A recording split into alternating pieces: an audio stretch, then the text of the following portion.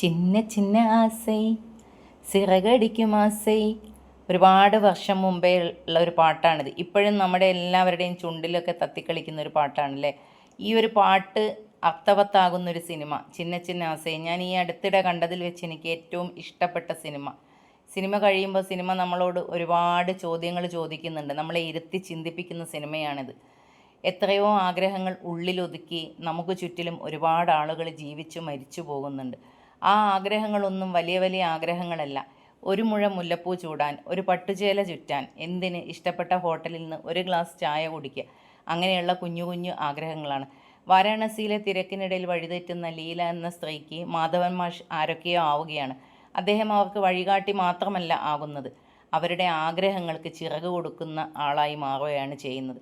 ഇന്ദ്രൻസ് എന്ന മഹാനടൻ്റെ ആ ഒരു ചിരിയിലും നോട്ടത്തിലുമുണ്ട് ലീല എന്ന ആ സ്ത്രീയോടുള്ള സ്നേഹവും പ്രണയവും കരുതലും. ആഗ്രഹങ്ങളെല്ലാം ഉള്ളിലൊതുക്കി നമ്മളിലെ എല്ലാവരിലും ഉണ്ടാകും ഒരു ബാല്യം. ആ ബാല്യത്തെയും പിടിച്ചു കെട്ടിയാണ് അടുക്കളയിൽ തളക്കപ്പെടുന്നത് നമ്മളും നമുക്ക് ചുറ്റിലുള്ള അമ്മമാരും ഒരുപാട് ആളുകളും. ഇനി അമ്മമാരെ തന്നെ പറയുന്നില്ല, നമ്മുടെ അച്ഛന്മാർക്കും കാണും ഓരോരോ ആഗ്രഹങ്ങളൊക്കെ. ആ ആഗ്രഹങ്ങളെല്ലാം തന്നെ നമുക്ക് സാധിക്കണമെങ്കിൽ നമുക്ക് അത്രയും കംഫർട്ടായ ഒരാളുടെ മുമ്പിൽ മാത്രമേ നമുക്ക് സാധിക്കാൻ കഴിയുകയുള്ളൂ.